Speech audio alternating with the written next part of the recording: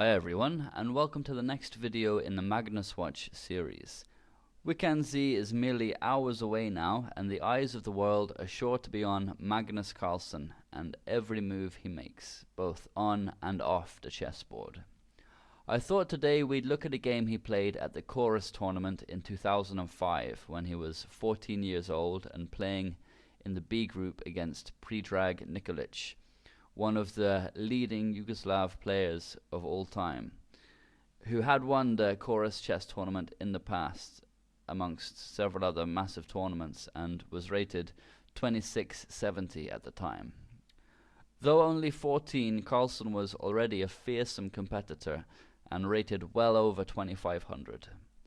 He had white and opened with e4, to which Nikolic responded e6, which is the solid and dynamic, although sometimes cramped, French defense. Carlsen continued with the main line, d4, and Nikolic answered in suit with d5. And at this point, white has three main options. He can advance the pawn with e5, the advance variation, which establishes a pawn at e5 but is somewhat drawish nonetheless and gives black what he wants with queenside counterplay starting immediately with c5. Most top players agree that the best move is knight c3, inviting the winnower with bishop b4. But also playable and sound is knight d2, where bishop b4, a somewhat annoying move for white to meet in the knight c3 lines, can now be met with c3, and is thus essentially refuted, as white will almost definitely need to play this move anyway, and bishop b4 allows it with tempo. Karpov was very fond of this line, and it's enough for a safe advantage despite not being the most aggressive try from white.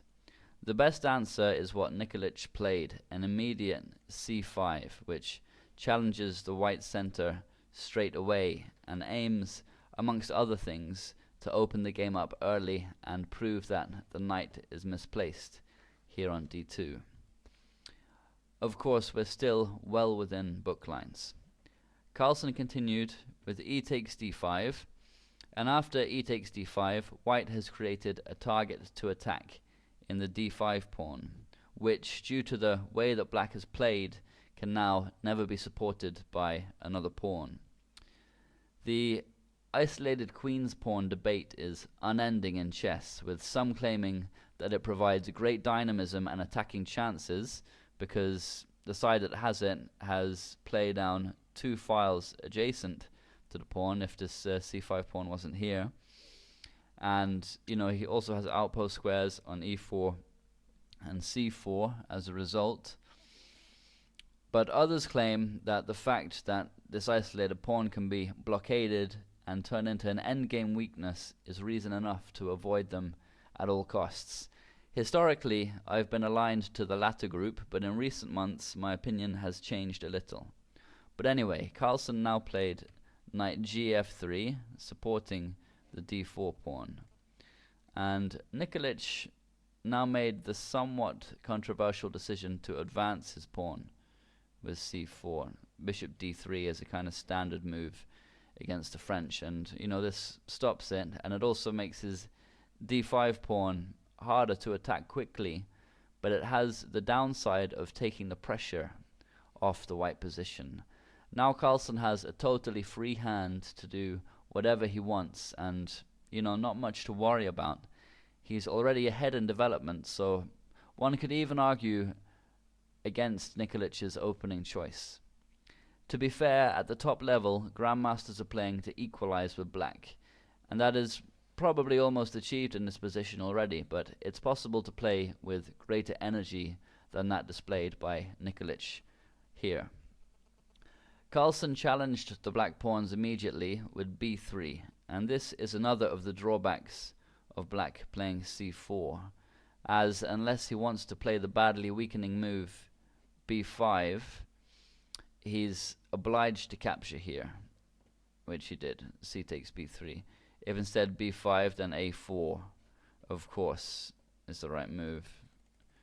And It's a couple of problems for black. Obviously, he can't play a6 because of a takes b5, and this pressure between the rooks means there's no recapture. So c takes b3, and a takes b3, and white has succeeded in breaking down the black pawn center. He's gained 2 tempi along the way, and he has many attractive options available to him now. At this point, black may have well only played one move, the d5 push here.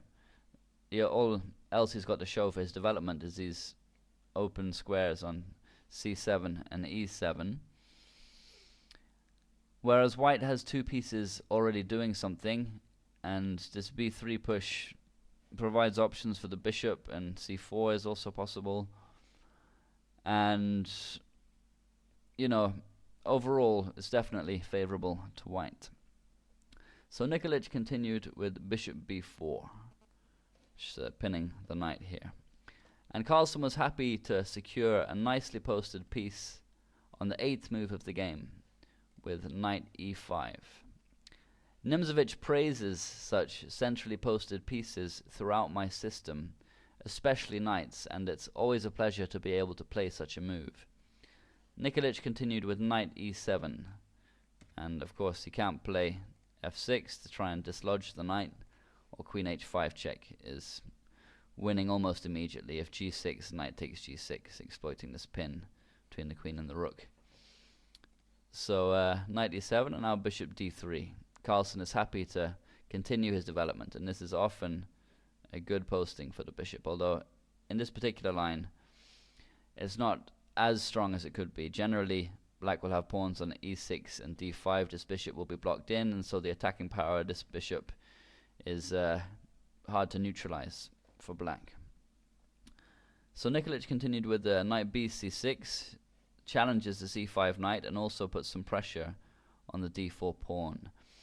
And Carlsen was confident enough to ignore this threat and simply castled here, which Fritz didn't like, now giving black a significant edge at close to a pawn.